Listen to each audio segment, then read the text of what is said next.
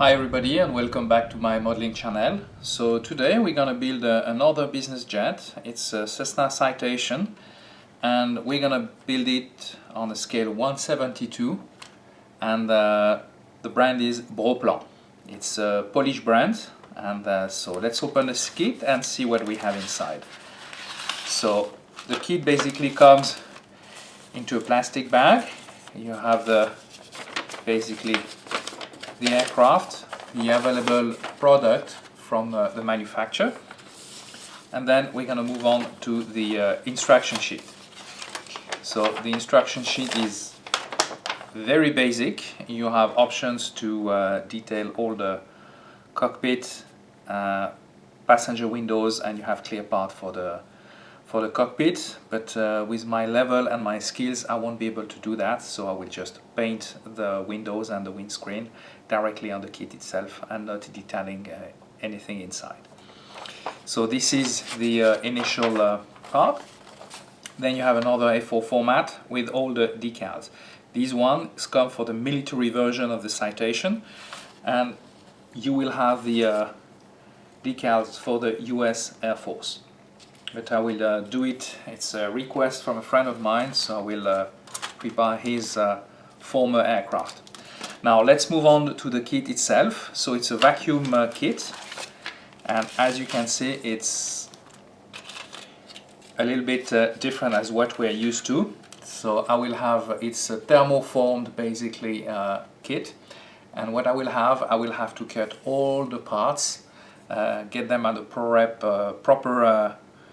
proper thickness, and then we'll be able to assemble the kit, but it's not a kit for inexperienced modelers. So the first part, you will have basically the horizontal stabilizer, the wings, and the engine pilot. Then we're moving on to the main part. So you will see the aircraft body. You will have all the details for the interior of the kit itself, for the inside of the cockpit basically, and the passenger seats. And then you have the engines, but we will have to cut them at a correct shape. Then we can move on with the options of detailing basically the windows and the windscreen. So those parts could be done in a different way, but to be honest, the main problem for me will be to do the passenger windows, as a little cut will be I will damage the kit pretty badly. Now we're moving on to another part, and those are the injected plastic parts, and basically you have 2 times the same part, and you have the landing gear, one of the main landing gear, you have the engine lips, the fan disc, and basically you will have also the landing strut.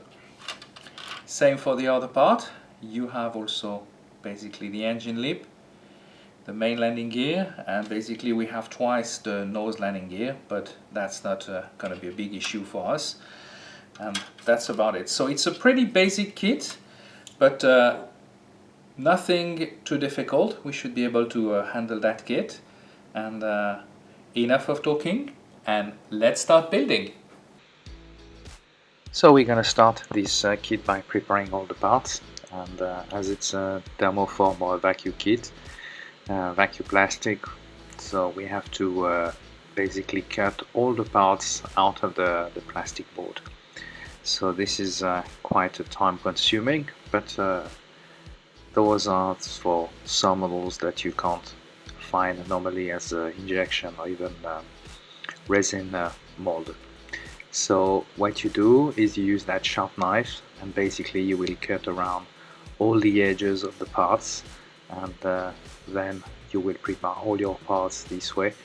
Then you have an extra plastic basically thickness, as you will understand, and we have to remove that extra plastic to be able to get at the proper thickness for the wings, the fuselage, and all the parts.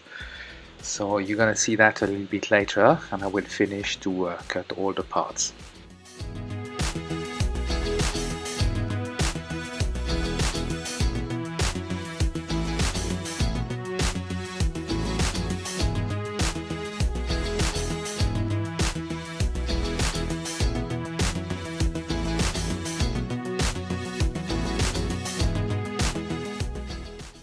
So now all our parts are ready, and as you can see, I'm trying to remove some extra plastic on the tail.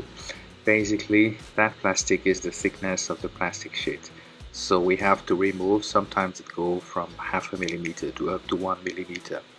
So basically we're gonna do this on all the fuselage and the wings. And of course we're trying to get the perfect, the best shape we can get for that model. And of course this is quite time consuming, because initially you're going to use a sharp knife to do the pre-work, and then the finishing will be done on the sandpapers.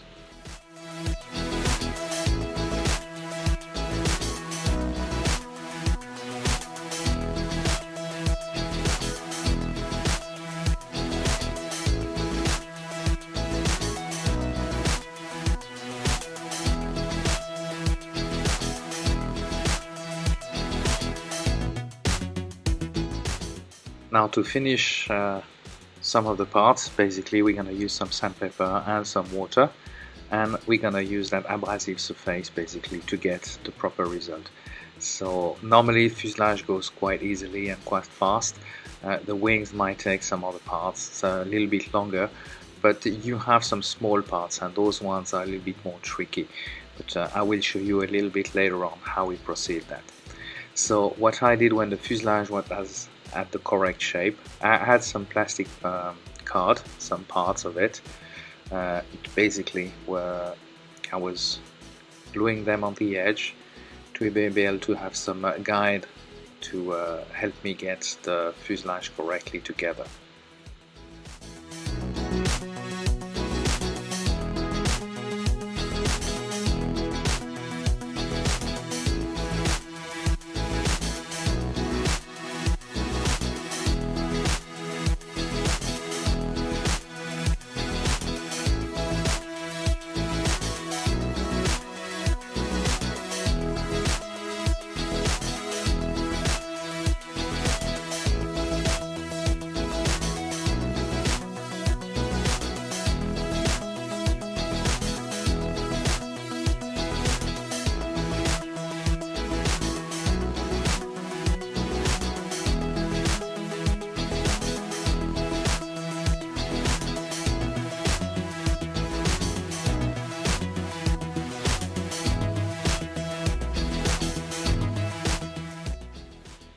Now that our wings are the correct shape, we're gonna glue them together.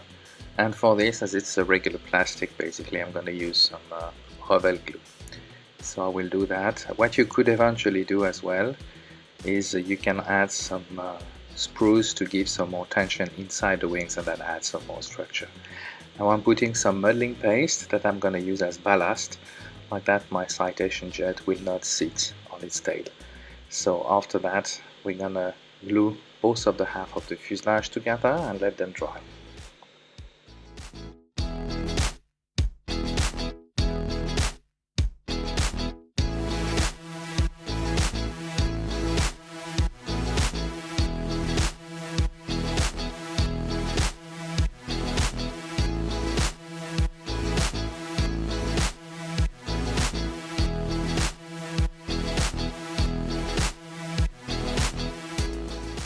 It's now time to fill all the gaps on that fuselage. So initially I will use some Tamiya putty, and there was some irregularity caused by either the glue. The glue would have a tendency to change the form of the plastic in some parts, so you would have to fill those parts with putty. As the plastic was very thin on some parts, that required some other things. And there was some holes in the mold of the wings, so you can see me putting now some more putty inside those holes, filling up those gaps and those holes. As there were plenty, the mold was not an excellent quality, but at least it was nothing too difficult to correct. Of course, once the putty is dry, it's now time to remove all the extra putty, and for this I use about some sandpaper with a 600 grit, and cleaning them up. And of course we will see if we have to add a little bit more putty or fill up some more gaps, as those have a tendency to show up a little bit later on the build. But that's the initial parts then.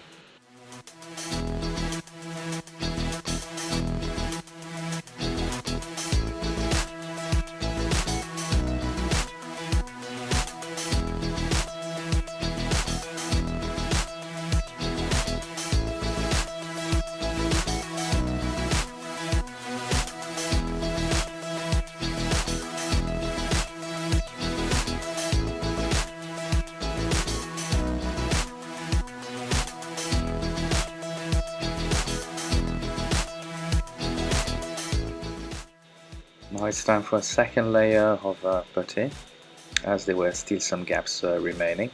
So this time I was using a white putty. I normally use that technique as it allowed me to see basically the veins on all the different tones basically. Like this, I have a tendency to be able to see where there is more gaps when I do some filling. So now I'm going to show you some of the little technique for the smaller parts that I have to sand down and get at a proper shape. So what I do is I put some adhesive tape and I prepare a kind of handle, and I will be able to take those parts on those handles to be able to sand them down. Otherwise the parts are far too small and you are unable to handle the part itself. So just a little trick. I hope this can help you out later on.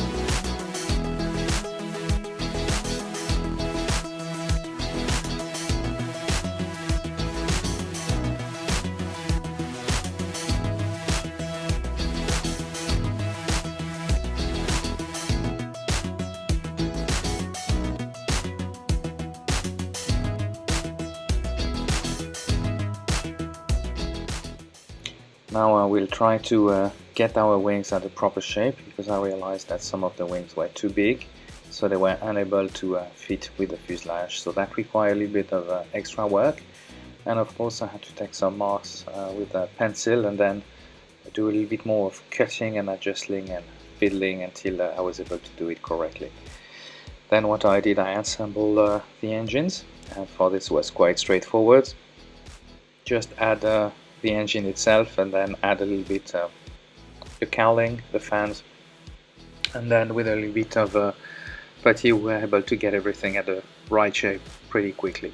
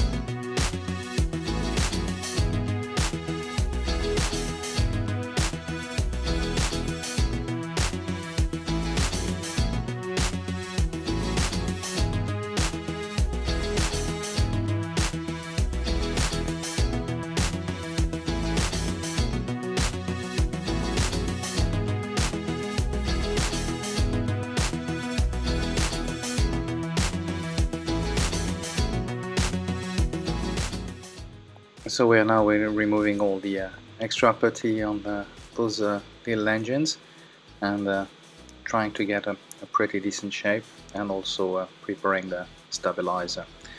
And what we're going to do, we are going to prepare some more parts on those engines. They were not as easy as it looks, as there was the engine pylon basically who needed to be made at a proper shape. Then we're gonna add those on the engine, and those little parts that I'm cutting at the moment were part of the engine thrust reverser. They are basically where the actuator is located, and I had to fill them up again with putty, as there was nothing made for that, so that required a little bit of extra work. And then what we will do is we're going to put that on the exhaust of the engine. Of course it's going to be next and opposite to the engine pylon. Then of course further on I had to do again some some sanding basically all the extra putty and all the gaps I had around, and this was working pretty easily, I have to say.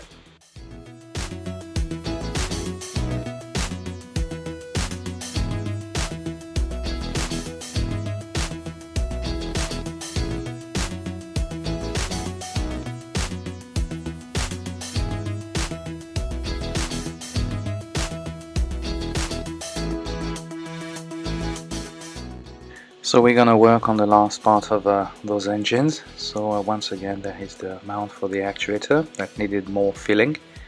Of course, we're gonna have to work on the pylon and the engines themselves, as there were still some gaps remaining.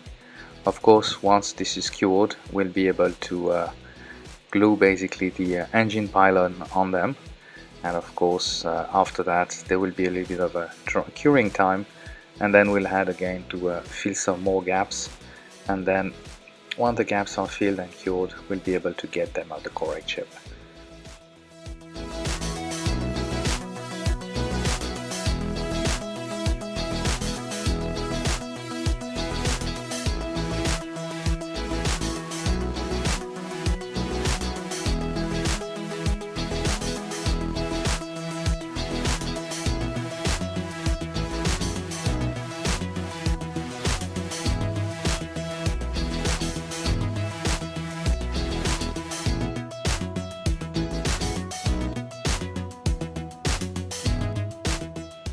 Now that our engines are finished, it's time to put them on the rear end of the fuselage, and for this I will use just a regular Revel glue. Of course, there was not a lot of marks, so you have to make sure that you don't have much guide, so you have to make sure that you have the symmetry on both, from the front, the height and everything. Once of course that was cured, we'll add some putty to fill up all the gaps around those engine pylons.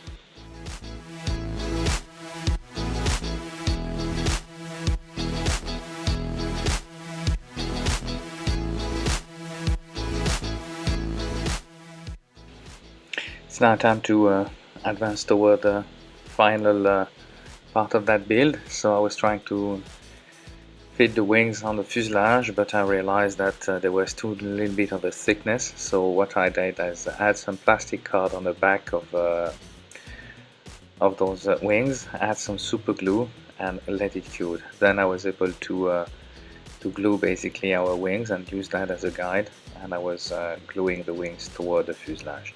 Then of course there were quite some gaps, so I had to use some Tamiya putty, and I filled those in, and I filled this in, then let it dry, and of course I had to sand it down.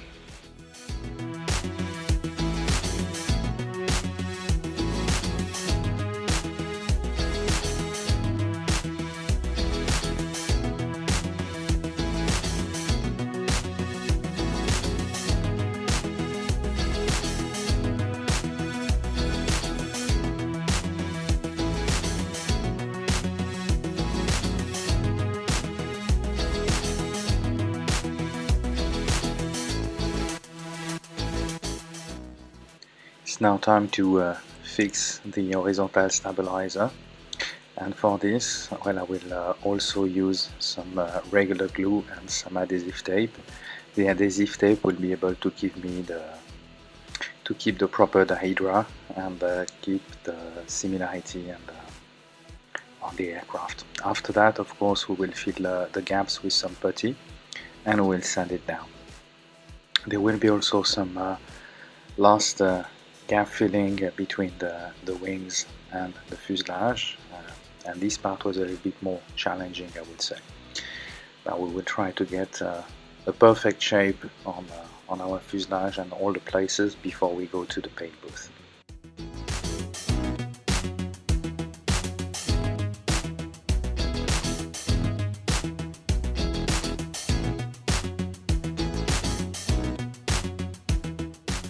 It's now time to go on the paint booth, so I will use a dark grey color for the fan and the jet exhaust. Then I will apply a new technique that you probably haven't seen. I will use a light grey color to paint the windows and the windscreen. I have to say that I could have tried to use some clear part and cut those parts wide open, but I prefer to make the mask as my skills are not that good at the moment. So even if I have quite a lot of experience on modeling, I didn't want to gamble on that one. So after that, of course, I will cut all the windows with a very sharp blade or a scalpel, and then after painting the mask, I will paint the engine anti-ice and the jet exhaust with a chrome color. After that, of course, we will have to paint, do the lines and finish up, and then we're gonna go for the last layer of glossy white all over the aircraft. So I use that 2 times technique basically. So when I have to do an whole aircraft in white, and sometimes it's quite difficult, so I will keep 1 or 2 parts basically not painted, and I will paint the remainder of the aircraft in a white color. Then I'll have a stand to let it dry and let to cure the paint for a couple of days. And once those couple of days would have passed, then I will finish and put the last layer on the remaining part.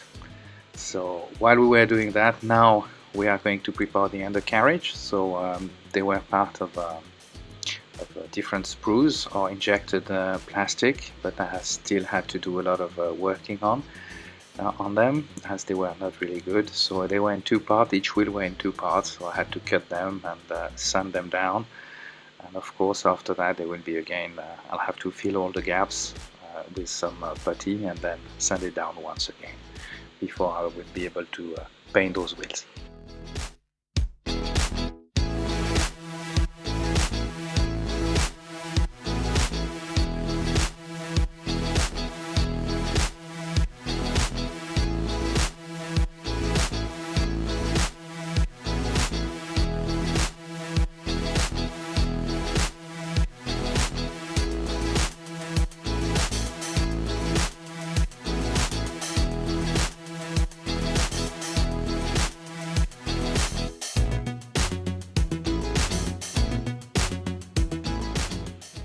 The paint has been curing for a couple of days, so I will remove all the masking tape, and I'll get everything ready for the last stage.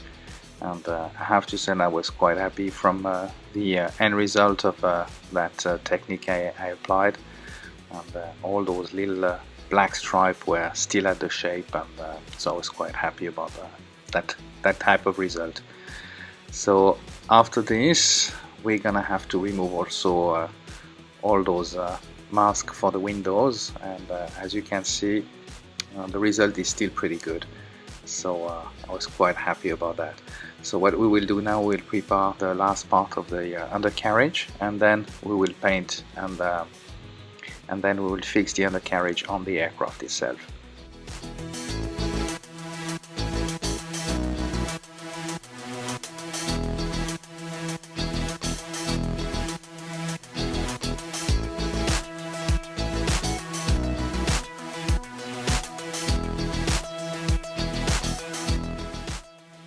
So this is the last part. Now we're gonna apply some decals, basically the registration and that registration, and then we will do add also the doors, the emergency exit, and our plane will be ready to join the shelf.